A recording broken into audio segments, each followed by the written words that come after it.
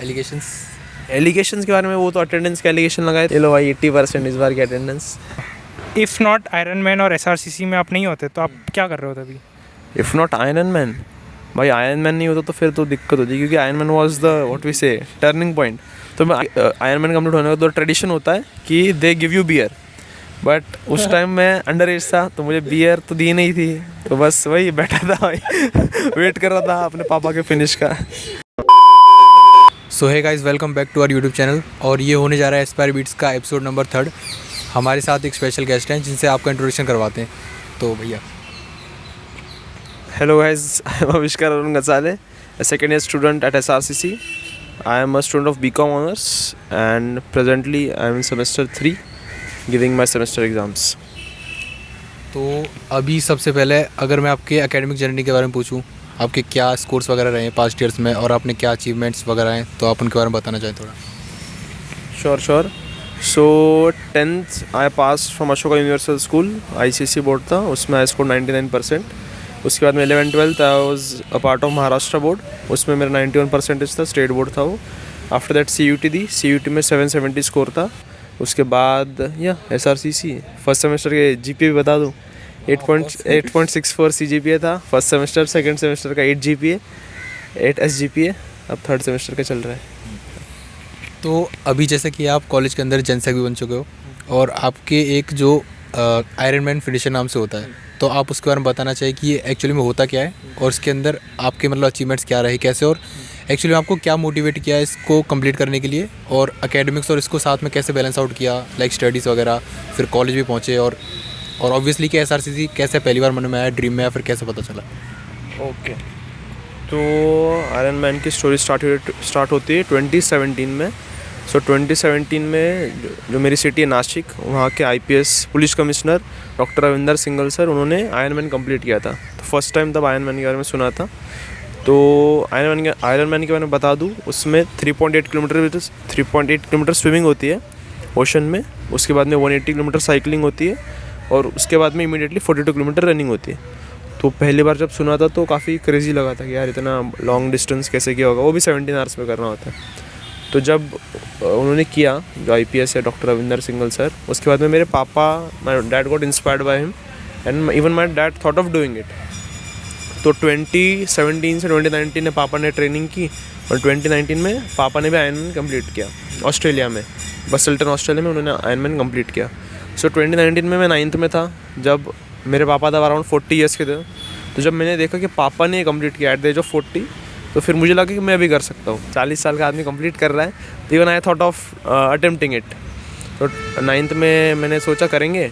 10th के बाद board exams के बाद I started training for Iron man with my dad, and तब तक कोच वगैरह कोई नहीं था। एंड मैंने पर्पसली स्टेट बोर्ड लिया था, महाराष्ट्र बोर्ड, ताकि थोड़ा एकेडमिक बर्डन कम रहे और मैं आयरन मैन पर ध्यान दे पाऊँ। तो 11th पूरा मेरा आयरन मैन की ट्रेनिंग में गया, पापा के साथ ट्रेनिंग चल रही थी। जब धीरे धीरे परफॉर्मेंस इंप्रूव हुआ, then I join the coach. मैं डॉक्टर नहीं, चैतन्य वेलियार सर है मेरे, Power Peaks Coaching Academy Pune से। तो उन्होंने भी multiple times Iron Man complete किया और काफ़ी अच्छे टाइम में कंप्लीट किया। तो उनके साथ मैंने ट्रेनिंग स्टार्ट की। आई गेस अक्टूबर 2020 में मैंने कोचिंग स्टार्ट की होगी आयरन मैन की। उसके बाद में पूरा 2020 कोचिंग चली, 2021 भी मेरे आयरन मैन की कोचिंग चली। पूरा 11th स्टैंडर्ड मैंने आयरन मैन पे ही ध्यान दिया था, पढ़ाई कम ही करता था। एंड 2021 के बीच में मैंने ये किया, हाफ आयरन मैन किया।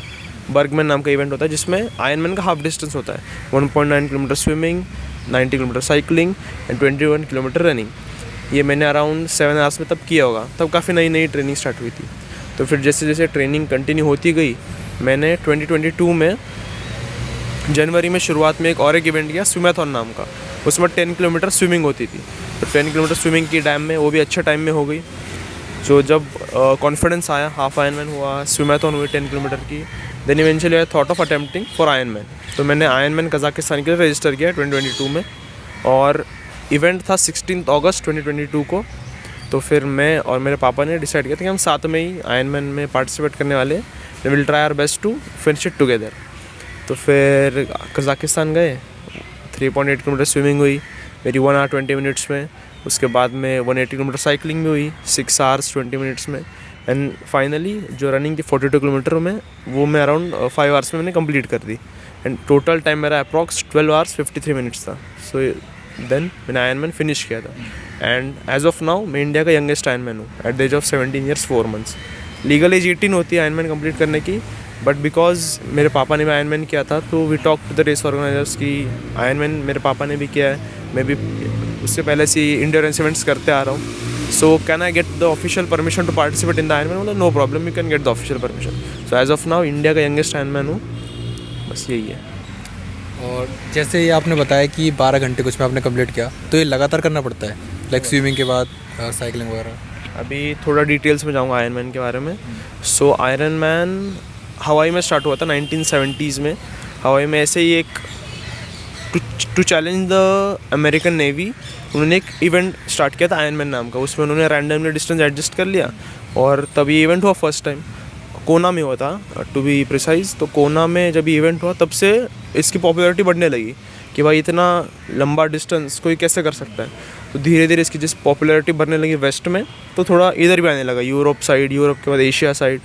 तो इसके बारे में डिस्टेंस जो है 3.8 किलोमीटर स्विमिंग ये ओशन में करना होता है। ओशन में या तो रिवर में, मेजरली इन दोनों में होता है। जैसे पापा ने जब ऑस्ट्रेलिया में किया था तब ओशन में हुआ था, सेकेंड टाइम मेरे फादर ने जर्मनी में किया था तब रिवर में था, और थर्ड टाइम जब कज़ाकिस्तान में उन्होंने और मैंने साथ में किया तो रिवर में था।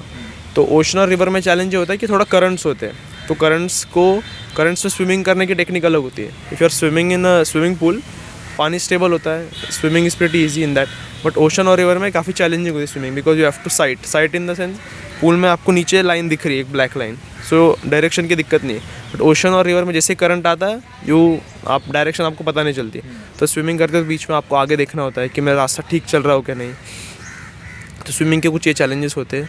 उसके अलावा साइकिलिंग का रहता है कि 180 kilometre is a long distance, around 6-7 घंटे आप साइकिलिंग कर रहे हो। एवरेज स्पीड 30 किलोमीटर या 29 किलोमीटर पर आवर की होती है। तो उसके लिए भी अलग प्रैक्टिस होती है कि साइकिलिंग में रुकना नहीं होता है। मतलब यू कैन स्टॉप, बट अगर रुक गए तो आपको कम से कम 5-10 मिनट फिर आपके एक शूज़ रहते हैं पर्टिकुलर साइकिलिंग में, क्लीट्स बोलते हैं, क्लीट्स निकालो, साइकिल से उतरो, फिर बाद में वापस आपको जो वॉशरूम जाना है या जो भी करना है दिक्कत है वो सॉर्ट करो। सो मेजरली लोग ट्राई करते हैं कि जो भी दिक्कत हो साइकिल पे सॉल्व हो।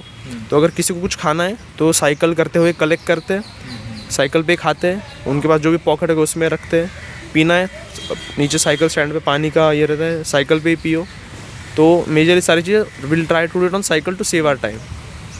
एंड लास्ट टाइम होता है रनिंग में भी रनिंग पर्पजली लास्ट रखा है, because running is the most difficult part. जब स्विमिंग करते हो, उसके बाद साइकिलिंग करते हो, बॉडी में कुछ नहीं होता है, पर्पजली रनिंग लास्ट रखी क्योंकि टू चैलेंज योरसेल्फ मेंटली। तो इसके बारे में बता दूँ कि आपने पूछा तो एक साइमल्टेनियसली करना होता है, मतलब एक के बाद एक करना होता है क्या। तो स्विमिंग के बाद आप जैसे बाहर निकलते हो, आपको इमीडिएटली 5-10 मिनट का टाइम होता है ट्रांजिशन का। उसमें आपको कपड़े चेंज करने, साइकिलिंग शूज़ वगैरह पहनने, हेलमेट पहनने और इमीडिएटली स्टार्ट करनी है। Same with cycling to running transition. जैसे साइकिलिंग ख़त्म होगी, साइकिल लगाओ, आपके शूज़ निकालो, रनिंग शूज़ पहनो, कैप वगैरह पहने तो कैप पहनो, थोड़ा फ्रेश हो जाओ, वापस रनिंग करो। तो all the events are to be done 1 by 1 immediately after that, कि मैक्सिमम 5 मिनट का ब्रेक मिलेगा आपको। एंड आपकी क्लास 12th के अंदर क्या स्कोर रहा था, और 12th की जो एकेडमिक जर्नी है उसके साथ CUET कैसे मैनेज किया, फिर कॉलेज, और मेन बात SRCC का ही क्यों पता पड़ा? कॉलेज मतलब SRCC पता पड़ा तो कैसे पता चला, और यहाँ पे आने का मोटिवेशन क्या था? तो यूजुअली महाराष्ट्र से मेजरली, मतलब मुंबई पुणे से लोग आते हैं, मुंबई पुणे नागपुर से, बट बाकी जो सिटीज़ है उनमें से कम ही आते हैं लोग दिल्ली पढ़ाई करने के लिए। तो मैंने 11th में एक बार रैंडमली सर्च किया था कि best commerce college of India, तो उधर SRCC का नाम आया, बट नीचे ये भी लिखा था कि मैथ्स कंपलसरी है। तो मैंने बोला यार मैंने तो मैथ्स नहीं थी तब, नॉन मैथ्स था, मुझे तो अपन तो जा ही नहीं पाएंगे SRCC। तो मैंने सोचा ही नहीं फिर SRCC का। मैंने सोचा नासिक से कई लोकल कॉलेज से कर लेंगे, and I focused on my iron man. But 12th में जब गया 2022 में, मुझे न्यूज़ आई कि CUET को एग्ज़ाम स्टार्ट हो रही है, एंड उसमें जो मैथ्स का कंपल्सन है वो हटा दिया है। मतलब सही है, we can try, at least try करने में क्या दिक्कत है, हुआ तो हुआ, नहीं तो नहीं। यही माइंड सेट आयरन मैन के टाइम भी था और CUET के टाइम भी था कि लेट्स ट्राई, हो गया तो वेल एंड गुड, नहीं तो विल ट्राई समथिंग एल्स। तो आयरन मैन जैसे कंप्लीट हुआ 16 अगस्त 2022 को आयरन मैन कंप्लीट हो गया मेरा। तो उसके बाद से मैंने 12th की पढ़ाई स्टार्ट की महाराष्ट्र बोर्ड की। और महाराष्ट्र बोर्ड का सिलेबस और CUT का सिलेबस में काफ़ी डिफरेंस है, स्टेट बोर्ड का सिलेबस। तो फिर मैंने पहले स्टेट बोर्ड की पढ़ाई की और फिर जैसे CUT was quite new to me, क्योंकि सिलेबस अलग था, पेपर आगे सेकेंड टाइम ही हो रहा था, तो मुझे उसके बारे में ज़्यादा पता नहीं था। तो उसके बारे में रिसर्च की, 15-20 दिन तो रिसर्च में ही गए। CBSE के NCERTs, उसके बाद में और भी बुक्स होती है CBSE के, आई गेस अकाउंट्स की 3 बुक होती है, इकोनॉमिक्स के और कोई पर्टिकुलर ऑथर की बुक होती है, मुझे याद नहीं आ रहे नाम। तो उन सब के बुक्स इकट्ठा किए, तो फिर काफ़ी मतलब ज़्यादा लग रहा था उस टाइम पे कैसे होगा क्या नहीं, बट हर दिन करता था, जितना हुआ उतना पढ़ाई करता था। एंड इवेंचुअली फॉर्चुनेटली CUT में भी सही नंबर आ गए 770, और कोटा के कारण OBC में हो गया SRCC। तो इतना इजी नहीं था, बट हाँ बस ट्राई करते रहो, होना है तो हो जाएगा, वरना बाकी भी चीज़ें हैं। तो अभी आप SRCC के अंदर हो, तो let's come to the college part. तो पहली बात कि आप फर्स्ट ईयर से हॉस्टल में हो? नहीं, सेकंड ईयर से। तो सेकंड ईयर से हॉस्टल में हो, तो लाइक हॉस्टल लाइफ कैसी है और SRCC में आने के बाद कैसा लग रहा है? पहले क्या एक्सपेक्टेशन थी कि कॉलेज ऐसा होगा, और अभी क्या एक्सपेक्टेशन है? टीचर्स वगैरह कैसे हैं, माहौल, एनवायरनमेंट, बच्चे कैसे हैं, और क्या वो चीज़ मिल पा रही है जो कि आपने सोचा था कि ये कॉलेज इतना वर्थ इट रहेगा मेरे लिए? देखो, एक्सपेक्टेशन इन द सेंस, जैसे मैं फर्स्ट टाइम आया था तो मैं सोच के आया था कि मतलब देखो एक्सपेक्टेशन कुछ थी नहीं। बेसिकली महाराष्ट्र से आ रहा हूँ, नासिक से आ रहा हूँ। नासिक के कॉलेजेस अगर कंपेयर करोगे यहाँ से तो बहुत डिफरेंस है। वहाँ पर जैसे मेरा नासिक का बेस्ट कॉलेज था BYK कॉलेज ऑफ कॉमर्स, मतलब बेस्ट कॉलेज में ऐसा था कि क्लासेस ही नहीं लगती थी। तो मेरे एक्सपेक्टेशन इतने थे ही नहीं कि कुछ बहुत खास मिलेगा, but I was very happy to get here कि पूरे इंडिया से क्रीम क्राउड आ रहा है, पूरे इंडिया से, from north south east west सारे कोने से लोग आ रहे हैं। डाइवर्सिटी थी इतनी। उसके बाद में जो मैंने प्रोफेसर्स देखे, हालांकि देखो आप कुछ IITs में भी जाओगे तो मुझे नहीं लगता कि क्लासेस में बच्चे इतना पढ़ते होंगे, मतलब 60-70 बच्चे होते हैं, उनमें से 10-15 तो होंगे बहुत क्लास में ठीक से पढ़ने वाले, बट बाकी आई डोंट थिंक सो इतना एक्टिवली सुनते भी है नहीं। तो मुझे तो इतना कुछ क्लास में समझता नहीं, जो भी मैं करता हूँ सेल्फ स्टडी यूट्यूब से ही पढ़ता हूँ। तो ज़्यादा एक्सपेक्टेशन तो थी नहीं, बट यहाँ का सोसाइटी कल्चर, इंटरव्यूज़ कैसे देना है। अगर आप फर्स्ट ईयर में मुझसे मिलते तो मेरी my English was very weak, उसमें आधी मराठी घुस जाती थी, हिंदी में भी आधी मराठी आ जाती थी। तो इवेंचुअली इंग्लिश भी इम्प्रूव हुई इस सोसाइटी के प्रोसेस के थ्रू, थोड़ी हिंदी भी इम्प्रूव हुई। सोसाइटी का कल्चर काफ़ी सही है यहाँ पर, एक ग्रुप मिलता है, इवेंट ऑर्गेनाइज कैसे होते हैं वो पता चलता है, कौन से विंग्स होते हैं, जैसे मुझे नहीं पता था CC विंग क्या होते हैं, कॉर्पोरेट कम्युनिकेशन विंग, उसके बाद में ऑर्गेनाइजिंग विंग, अलग अलग चीज़ें पता चली। तो मुझे एक्सपोजर डाइवर्सिटी काफ़ी सही लगी SRCC की। उसके बाद में एक चीज़ है SRCC की, अपॉर्चुनिटीज़ बहुत है कि अगर कोई सोसाइटीज़ में अच्छा नहीं कर पा रहा है तो वो स्पोर्ट्स में अच्छा करे, स्पोर्ट्स में अच्छा नहीं कर रहा है तो कई इलेक्शंस वगैरह में पार्ट ले सकता है, इलेक्शंस नहीं तो कोई मतलब मल्टीपल चीज़ें ट्राई करने के लिए, हर एक चीज़ एक्सप्लोर करते जाओ, कहीं ना कहीं आपको विल फाइंड इंटरेस्ट समवेयर। उसके अलावा हॉस्टल लाइफ के बारे में बात करें तो काफ़ी सही है। फर्स्ट ईयर में I wanted to get into hostel, but marks नहीं थे इतने तो नहीं मिल पाया। बट हाँ, my PG life was equally good. मैं स्टैंजा लिविंग में रहता था विजयनगर में, और वहाँ के जो दोस्त थे, मतलब one of the best friends I have met as of now. Hostel में भी काफ़ी अच्छे दोस्त मिले, मेरे रूममेट्स, उसमें B ब्लॉक में जितने भी दोस्त थे सब बहुत बढ़िया है। एंड हॉस्टल लाइफ भी इक्वली अच्छी जा रही है, कोई दिक्कत नहीं। तो अभी आप जैनसक हैं कॉलेज के, तो इसके पीछे क्या रहा? क्या कोई पहले से ही फैमिली पॉलिटिक्स बैकग्राउंड था, या फिर मतलब ऐसा कैसे लगा कि इलेक्शंस के लिए खड़ा होना चाहिए और जनरल सेक्रेटरी पोस्ट के लिए? एक होता है कि थर्ड ईयर में आप प्रेसिडेंट के लिए भी खड़े हो सकते थे, तो सेकंड ईयर में क्यों चूज़ किया और क्या इसके पीछे रीज़न रहा? तो देखो, मेरा से कुछ पहले से प्लान नहीं था कि इलेक्शन वगैरह में पार्ट लेना है। फर्स्ट ईयर में जब नया आया था, जब देखा था कैंपेनिंग वगैरह, तो मैंने कहा क्या भाई क्या कर रहे हैं लोग, क्यों टाइम पास कर रहे हैं, अपनी पढ़ाई लिखाई करो। मेरा तो यही ओपिनियन था शुरुआत में। उसके बाद में फर्स्ट ईयर के एंड तक आते आते मेरे दोस्त लोग, बाकी सीनियर्स भी बोले कि यार you should take part in the college elections, काफ़ी अच्छा एक्सपीरियंस होगा, हारना जीतना तो बात की बात है, but just as an experience you can try. And my seniors as well as my friends felt कि हाँ you have the capability to do the work. मैंने बिजनेस कॉन्क्लेव भी किया था, क्रॉस रोड्स भी किया था, तो नेसेसरी एक्सपीरियंस था। तो उन्होंने बोला कि लेट्स ट्राई, कि होगा नहीं होगा तो बात की बात है, बस ट्राई करके देखेंगे। तो वही माइंडसेट से आया था मैं कि एक नया एक्सपीरियंस होगा, और ऐसा नहीं कि मैं बस रैंडमली घुस गया। मेरे पास था एक्सपीरियंस, बिजनेस कॉन्क्लेव का था, क्रॉस रोड्स का था, सोसाइटीज़ का था, तो वो एक्सपीरियंस था। तो इसलिए आई थॉट कि या I might be the capable one.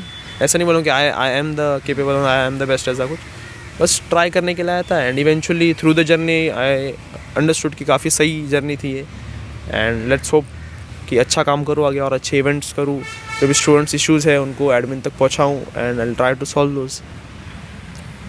तो अभी पॉलिटिक्स का माहौल है SRCC, क्या प्रॉब्लम्स आई, कैसे फेस किया, क्या ठीक रहा, और ऑफ कोर्स काफ़ी एलिगेशंस थे, तो उनके लिए अगर अरे भाई अच्छा हो याद दिला दिया।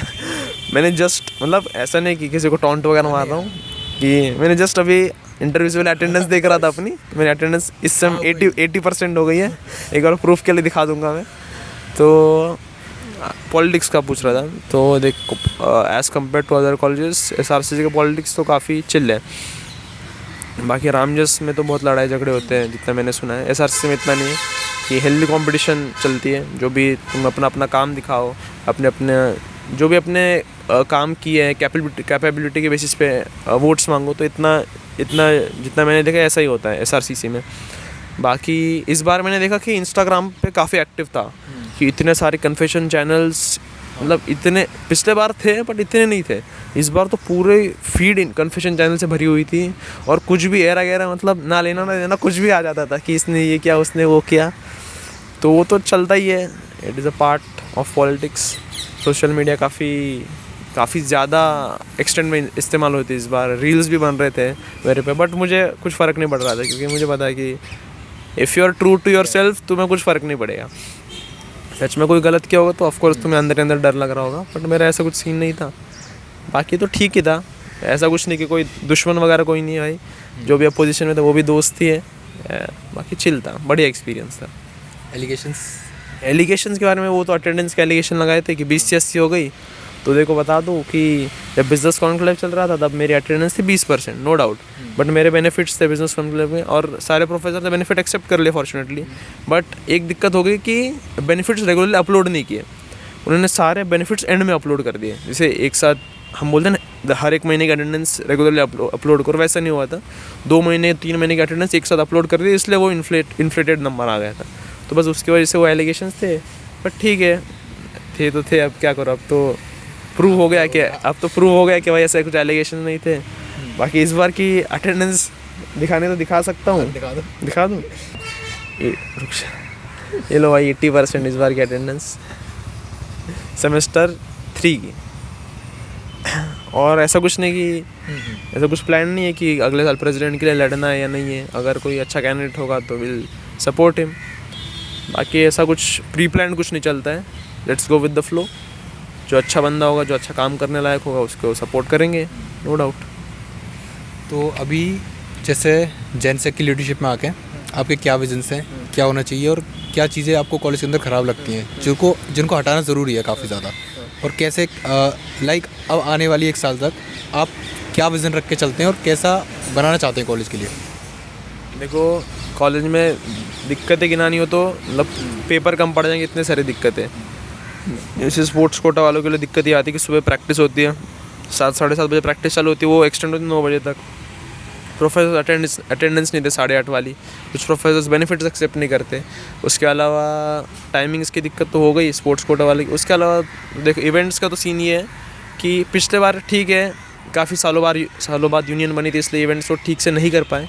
मेजरली तो यही टारगेट रहेगा कि इवेंट्स ठीक से करवाए। जिस वजह से हमारा कॉलेज रिनाउंड है, बिजनेस कॉन्क्लेव, क्रॉस रोड, एक टाइम पे जो मूड इंडिगो से कंपेयर हुआ करता था। Mood Indigo is India's best fest, जो कि IIT बॉम्बे का।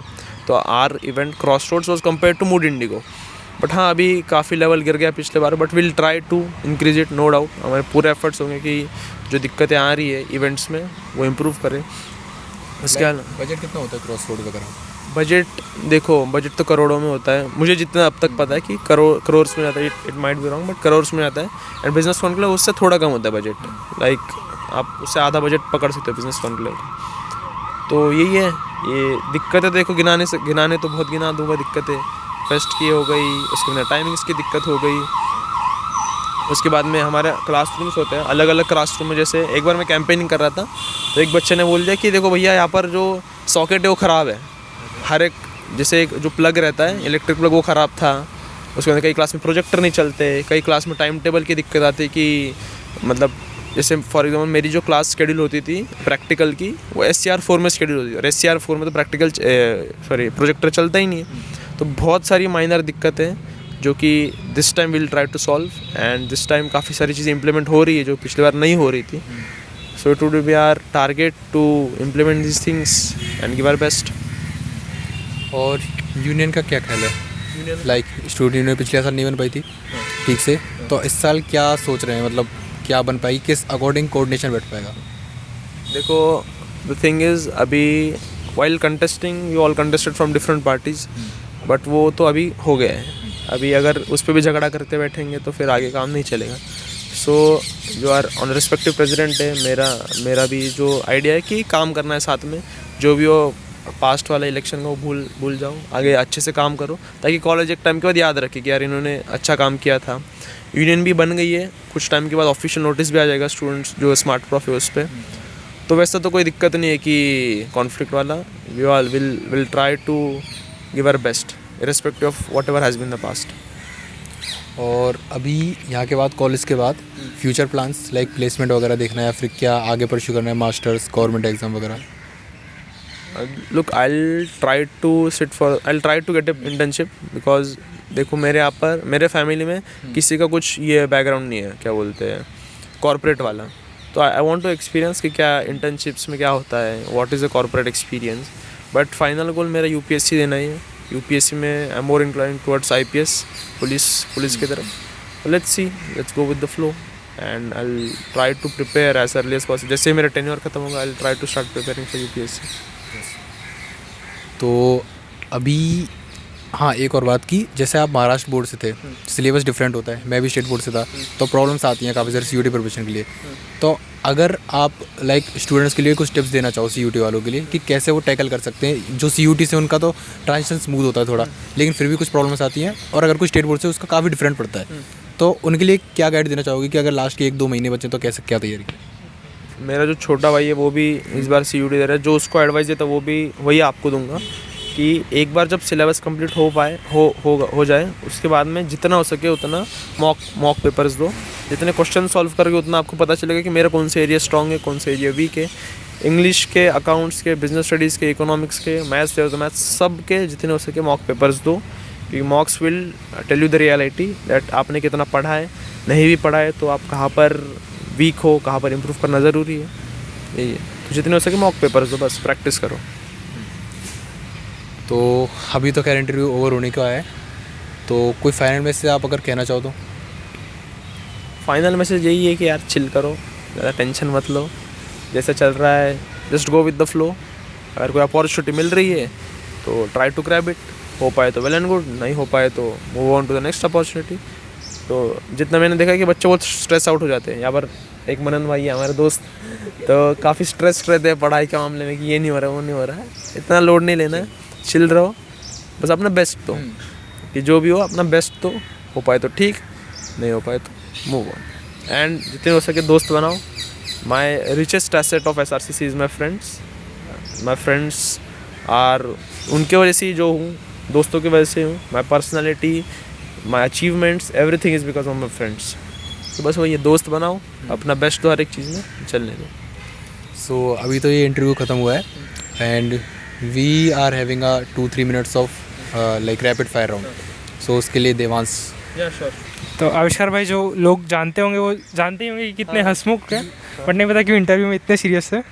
तो अभी जस्ट रैपिड फायर है, आप सोचना ही बोल देना है. 1 word टू डिस्क्राइब योरसेल्फ. आप सोच रहे हो? 1 word to describe myself, simple. Simple. Morning और night person. Morning. Favourite workout. Favorite workout, abs, core workout. Dream travel destination. Dream travel destination. As of now, I'm planning to go to Kasol. So as of now, Kasol. Go to stress buster. Go to stress buster, running. Biggest fear. Public speaking has been my biggest fear. Even आज भी मैं काफ़ी fumble कर रहा हूँ क्योंकि काफ़ी time बाद बात कर रहा हूँ मैं. तो या पब्लिक स्पीकिंग. बट स्पीच काफ़ी अच्छा दिया था. हाँ, तो that time I worked on my what to say speaking skills ना. तो उसमें वो रील वायरल भी आपने देखा है, वो सुनने की क्षमता रखी है वो. रील नहीं देखी मैंने. वो बहुत फेमस हुई है. रील बाद में देखेंगे. मेरे को याद नहीं, मतलब मुझे ये पता है मीम वगैरह मीम नहीं, स्टिकर बने थे 2-3 मेरे दोस्त भेज रहे थे, पर रील का नहीं पता मुझे. नहीं, आप इलेक्शन में जो मेन स्पीच दी थी ना उसमें वो आपने जब वो हाथ खड़ा करके बोला था सुनने की क्षमता रखी है, उसकी रील बनी थी। अच्छा रील, मुझे रील का नहीं पता है, मुझे इतना पता था कि वो काफ़ी तगड़ा मोमेंट था। रील दिखा देना बाद में मेरे को। One person who inspires you the most. No doubt my father. Iron Man और SRCC general secretary. Iron Man tougher हाँ tougher I'll say SRCC General Secretary. With respect to what we say physical, Iron Man was tougher, but with respect to mental, this General Secretary was tougher. और first thing you did after completing the iron man. First thing I did after completing Iron Man, Iron Man complete होने का तो tradition होता है कि they give you beer. But उस time मैं under age था तो मुझे बियर तो दी नहीं थी, तो बस वही बैठा था भाई वेट कर रहा था अपने पापा के फिनिश का। ये नहीं चीज़ सुनने को मिली है। One cheat meal you can't resist. One cheat meal I can't look anything with reference to chicken or mutton I can't resist. The Maharashtra से कोई डिश ऐसी फेमस? महाराष्ट्र से फेमस डिश, हाँ तांबड़ा पांढरा रस्सा, जैसे mutton dish viz orange mutton रहता है, orange और white mutton, tambda pandhra rassa. Okay. Best memory from your SRCC जर्नी। Best memory from SRC, अरे there are tons of memories, I can't describe one. I'll say they are that election speech. हाँ. What's on your playlist while working out? What's on my playlist while this Hall of Fame song from the Iron Man, if you search on YouTube Iron Man Triathlon, you will find a 10-year-old video, उसमें Hall of Fame गाना use किया है, तो Hall of Fame song. Your best friend? Bro ऐसे तो बहुत दोस्त हैं, मतलब बेस्ट जितने दोस्त हैं सारे बेस्ट फ्रेंड हैं। इफ़ नॉट आयरन मैन और SRCC में आप नहीं होते तो आप क्या कर रहे होते अभी? इफ़ नॉट आयरन मैन, भाई आयरन मैन नहीं होता तो फिर तो दिक्कत होती, क्योंकि Iron Man was the what we say turning point. तो मैं I would have been at Nashik only doing some commerce course, BBA और BCom। तो मतलब पहले से ही कॉमर्स में था आपका? कॉमर्स में पहले से था इन द सेंस मुझे आर्ट्स जाना था, आर्ट्स लेना था हिस्ट्री में, बट महाराष्ट्र में I don't know why there is a conception that arts मतलब बहुत ही बेकार वाला कंसेप्शन है, तो इसलिए मिडवे आई टुक कॉमर्स कि चलो आर्ट्स नहीं तो कॉमर्स लेते हैं। कोई बैचलर्स ऑफ आर्ट्स भी कर रहा है इधर। अरे बुक और movie that change your perspective. I have read very less books apart from academics. Book तो यार मुश्किल ही है। मूवीज़ तो मैंने बहुत, I am a movie buff, मैंने बहुत मूवीज़ देखी है।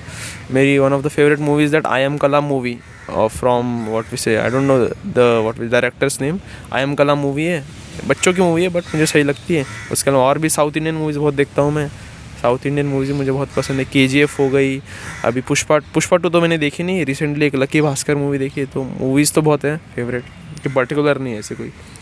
मोटिवेटिंग टाइप मूवी कोई? मोटिवेटिंग मिल्खा सिंह, द भाग मिल्खा भाग, या भागने वाली देखनी है, भागने define success in one word. Find success in one word, you should be happy, happiness. One thing you would never compromise on. Workout most. One thing I would know, workout I can compromise on. I cannot compromise on my friends. Like friends are very important for me. कि कहीं चलो इधर उधर ऊपर नीचे होगा तो चलेगा, बट दोस्तों के साथ ये नहीं चाहिए कि ऊपर नीचे, दोस्त सब दोस्त ये चाहिए, खुश चाहिए मेरे। Current life mantra. Current life mantra, chill. If you could give one advice to your younger self what would it be? One advice to my younger self, तो वही एडवाइस दूंगा जो भी मैं बोल रहा हूँ कि डोंट, इतना मत सोचो, ओवर थिंक मत करो ज़्यादा, जो चीज़ें होनी है वो होती रहेगी, बस यही है, डोंट स्ट्रेस आउट। और आपके 5 ईयर प्लान्स क्या होंगे, मतलब 5 ईयर्स में अपने आप को कहाँ देखना चाहते हो? इतना प्लानिंग तो की नहीं है, बट हाँ I will try to start my UPSC preparation as early as possible. जैसे UPSC की प्रिपरेशन होगी I will feel confident, I will give my attempt, and जितना जल्दी I will try to clear the UPSC exam, बस वही है।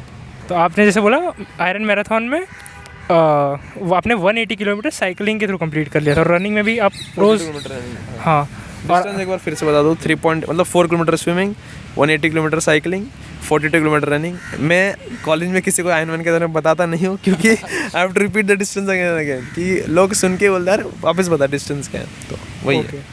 नहीं तो जोक ये था कि वन डे दिवाली की छुट्टियों के इंस्टेंट बाद ही हम लोग डिस्कस कर रहे थे कि घर कैसे जाए। तो माई गुजरात में घर है 1200 किलोमीटर्स, इसका है 200 किलोमीटर्स। तो ये यैप कर रहा था कि भाई मैं कैसे घर पहुंचूंगा। तो मैंने जोकिंग में बोल लिया था भाई आविष्कार भाई को बोल दे दौड़ाते दौड़ाते पहुंचा देंगे। आराम से भाई, दौड़ा देने देखो साइकिल पे पहुंचा सकता हूँ 170 किलोमीटर। कितना टाइम लग जाएगा? देख अगर मैं सिंगल साइकिलिंग कर रहा हूँ तो 180 किलोमीटर मेरे को 6 घंटे लगते थे। अगर तू साथ में बैठेगा तो थोड़ा टाइम ज़्यादा लग सकता है। डबल पकड़ ले 12 घंटे मैक्सिमम। अगली बार से साइकिल पे। ओके तो थैंक यू, दैट्स इट। तो that's was all for the episode number 3 and next episode में मिलते हैं किसी अनदर गेस्ट के साथ में। और आविष्कार भाई से मिलकर भी काफ़ी अच्छा लगा। भैया ने काफ़ी अपने बारे में थोड़ा ब्रीफ बताया, काफ़ी सारी चीज़ें दी और टिप्स वगैरह के बारे में बताया। तो 1 2 3 गो एस्पायर बीट्स।